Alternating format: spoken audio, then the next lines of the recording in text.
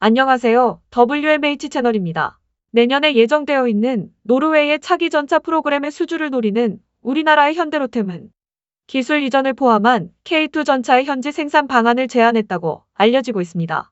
노르웨이는 육군이 운용하고 있는 독일의 주력 전차인 레오파드 2A4의 차기 전차 조달 프로그램을 진행하고 있으며, 노르웨이는 독일의 레오파드 2A7과 한국의 K2 전차를 후보로 거론하고 비교 검토를 실시하고 있기 때문에 우리나라의 현대로템은 조금이라도 수주 경쟁에서 우위를 점하기 위해 기술 이전을 포함한 현지 생산 방안을 제안한 것으로 보입니다.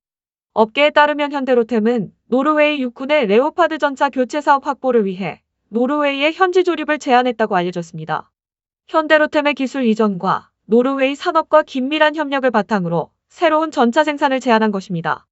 현대로템이 제안한 생산 방식은 한국에서 제조된 K2의 차체를 수출하고 노르웨이에서 현지 기업과 협력하여 노르웨이의 취향에 맞는 무기를 탑재하고 최종 조립과 시스템 통합을 실시하는 방식으로, 아마 완제품의 레오파드 2A7을 제안한 독일과는 전혀 다른 방식으로 수주를 노리는 것 같습니다. 현재 현대로템은 현지 제조업체와 협력 방안을 물색 중이라고 알려졌습니다. 모겐슨 현대로템 대리인은 현대로템이 제안한 기술 이전은 철저한 보안은 물론 노르웨이의 기술 접근성에도 기여한다며 현대적인 탱크와 노르웨이 무기 시스템이 장착된다고 밝혔습니다. 국내 언론에서도 보도되었듯 현재 노르웨이는 보유 전차가 노후돼 전차 업그레이드 사업을 추진 중입니다. 한국과 독일이 눈독을 들이고 있는 노르웨이 전차 사업은 내년쯤 결판날 예정입니다. 노르웨이 육군은 기존 레오파드 전차 교체 사업으로 한국의 K2 흑표 전차와 독일의 레오파드 2A7 전차를 눈독 들이고 있으며, 이런 전차 교체와 관련한 프로젝트는 내년에 노르웨이 국회에 제출된다고 알려졌습니다. 사업 금액은 120억 크로넬에서 150억 크로넬 사이이며 하나로 약 1조 4,600억 원에서 1조 8,200억 원 정도 규모로 84대 정도의 전차를 조달할 계획입니다. 톤스코겐 노르웨이 외무부 장관은 현지 언론과의 인터뷰에서 이 프로젝트는 내년에 조달을 명확히 할 것이라며, 우선 이르면 2, 3주 안에 입찰 경쟁을 진행할지 공급업체를 상대로 전략적 협의를 이끌어낼지 결정하겠다라고 밝혔습니다. 이어 새로운 탱크와 장거리 정밀 무기는 육군의 화력과 보호력을 크게 향상시킬 것이라며, 이들 무기는 좋은 성능을 가진 목표물과의 전투에서 전투 능력을 향상시킬 것이라고 덧붙였습니다. 노르웨이 전차 사업은 2015년부터 대두되었습니다. 당시 필요성을 느끼고 전차 교체에 대한 장기 계획을 수립했지만 전차 문제는 매듭짓지 못했습니다. 노르웨이는 현재 40년 이상 된 52대의 레오파드 전차가 있습니다.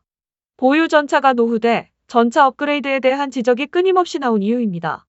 K2 흑표 전차는 능동 방어 체계와 반응 장갑, 한국형 120mm 55구 경장 주포, 대전차 미사일과 로켓탄 방호용 레이더, 120mm 포탄 자동장전 장치 등 최신 기술이 대거 집약된 차세대 전차입니다. 또한 소프트킬 능동 방호 장치가 적용되어 전차에 접근하는 대전차 유도미사일을 감지해 대응 연막탄을 발사하거나 회피 기동하는 등 전차의 생존력이 한층 강화되었습니다. 독일은 주력 전차인 레오파드 2A7으로 입찰에 참여할 것으로 알려졌습니다. 레오파드 전차 시리즈 중 가장 진보된 사양으로 최신형 철갑탄을 발사할 수 있습니다. 한국은 그동안 해당 사업 수주를 위해 총력을 기울여왔습니다. 왕정홍 방사청장은 지난해 6월 노르웨이 국방부의 모튼 틸러 병기 총국장과 만나 노르웨이 육군의 레오파드 전차 교체 사업에서 한국의 K2 전차가 노르웨이 육군 전력 발전에 크게 기여할 수 있기 바란다고 말한 바 있습니다. 양국 간 방산협력 증진 방안을 논의하는 자리에서 사업 수주 의지를 드러낸 것입니다. 현대로템 측은 해당 사업은 아직 공식 입찰 전으로 노르웨이군 전략화 사업이 시작되면 긍정적으로 검토할 것이라고 밝혔습니다. 하지만 K2의 노르웨이 수주 도전은 가시밭길이 예상됩니다. 노르웨이의 차기 전차 조달 프로그램이 공식적으로 시작되는 것은 내년이어서 현대로템의 비공식 제안에 대해 노르웨이 측은 아무런 반응과 코멘트도 내놓지 않고 있지만, 레오파드를 사용해온 노르웨이 육군은 같은 레오파드 2A7을 선호한다는 의견과 미국산 자주포인 M109A의 후속으로 국산 자주포인 K9 썬더를 채용한 실적도 있기 때문에 K2도 가능성이 있다라는 의견이 보이지만, 유럽에서 독자적으로 전차를 개발하지 않은 국가의 대부분이 나토의 표준 전차라고 해도 과언이 아닌 독일의 레오파드를 도입하고 있는 점을 고려하면 독일이 유리한 점이 많습니다. 하지만 이러한 공식을 깨버린 것도 한국의 K9 자주포였습니다. 나토에 속하지 않은 나라에서 개발된 자주포를 배치한 것은 K9이 유일할 것입니다.